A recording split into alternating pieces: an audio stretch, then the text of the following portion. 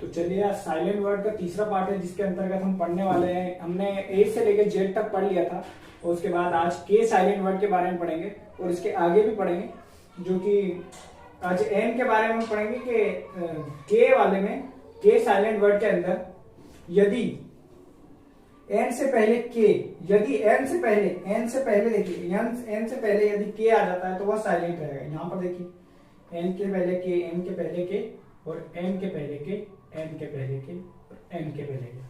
यदि एन के पहले के आता है तो के हमेशा साइलेंट रहेगा। यहाँ पर देखा जाए तो यहाँ पर इसको पढ़ेंगे, अगर के को मिलाकर पढ़ा जाए तो नाव हो जाता है, लेकिन इसको क्या पढ़ा जाता है? नाव। यहाँ पर के साइलेंट, यहीं पर इसी प्रकार यहाँ पढ़ा जाएगा नीड, उसी प्रकार यहाँ पर पढ़ा जाएगा नाइफ, उसी प्रकार यहाँ पर पढ़ा जाएगा नो, और ये इसी प्रकार यहाँ पर पढ़ा जाएगा नी, और इसी प्रकार इसको नॉलेज। कितने बच्चे ज्यादातर गलती करते हैं, नॉलेज को नॉलेज पढ़ते हैं, क्योंकि इसके अंदर एन है और एन से पहले के आया हुआ, इसीलिए के साइलेंट रहेगा।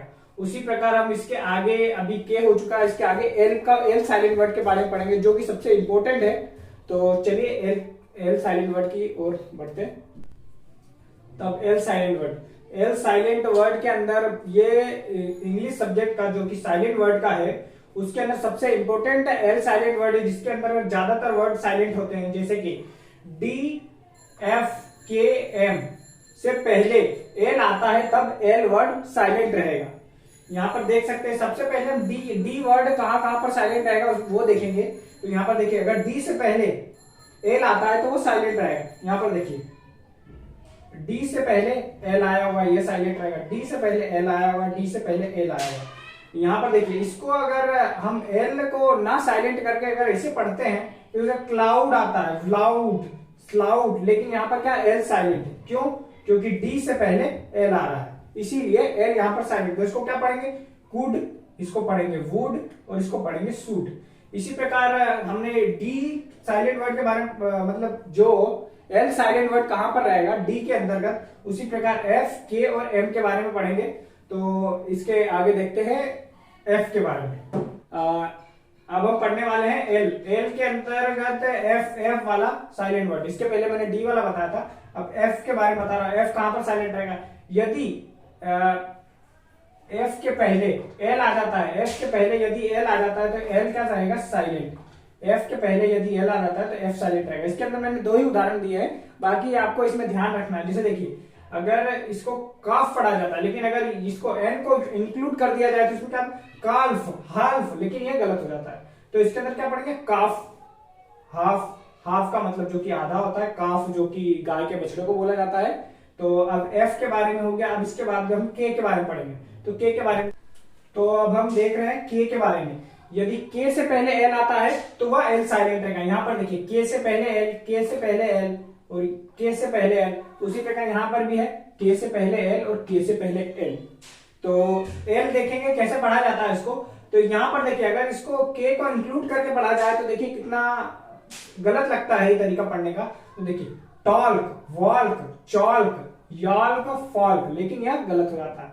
तो हाँ यहाँ पर एल साइलेंट है क्योंकि के पहले आ रहा है। यदि डी एफ के एम कोई भी वर्ड यदि इन वर्ड के पहले यदि एल आता है तो वह साइलेंट रहेगा। तो यहाँ पर देखिए इसको क्या पढ़ा जाएगा? टॉक, वॉक, चॉक, यॉक और क्यों फॉक। तो उसी प्रकार पढ़ा जाएगा। तो अब के बारे में हमने देख लिया एल साइलेंट वर्ड के अंतर्गत। उसी प्रकार हम देखेंगे एम के पहले यदि एल आता है तो उसके देखेंगे क्या साइलेंट रहता है। तो देखते हैं, चलिए आगे। तो एल के अंतर्गत जो कि एम है, एम वर्ड, यानी कि एम के पहले यदि एल आता है, एम के पहले यदि एल आता है तो वह एल साइलेंट रहेगा। इसके अंदर चार वर्ड है जो आपको ध्यान रखना है। डी एफ के एम जो कि एल के बाद आता है, या फिर बोला जाए तो इनके पहले यदि एल आता है तो एल साइलेंट रहेगा। यहाँ पर देखिए एम से पहले यदि एल आता है साइलेंट रहेगा। इसको पढ़ेंगे क्या? काम, वाम, पाम, क्योंकि एल के पहले एम के पहले एल आ रहा है, एम के पहले एल आ रहा है, ये पढ़ा जाएगा। लेकिन अगर इसे हम एल को इंक्लूड करके पढ़ते हैं तो वो गलत हो जाता है। जैसे देखिए क्लाम, बाल्म, पाल्म, जो कि ज्यादातर लोग इस वर्ड को ज्यादातर लोग गलत पढ़ते हैं, काम, काल्म, जबकि क्या होता है?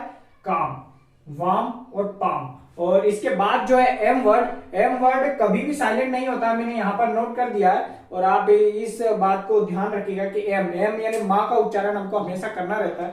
तो एम वर्ड कभी भी साइलेंट नहीं होता। तो आज के लिए इतना ही, और इसके अगले पार्ट में इसके आगे के साइलेंट वर्ड के बारे में बताऊंगा मैं। तो वीडियो को लाइक कर दें और चैनल को सब्सक्राइब जरूर कर लें, क्योंकि इसके आगे के साइलेंट वर्ड आपको सीखने हैं तो चैनल को आपको सब्सक्राइब करना पड़ेगा, ताकि आपका अगले वीडियो की नोटिफिकेशन आ जाए और आप वीडियो को देख पाए। तो आज के लिए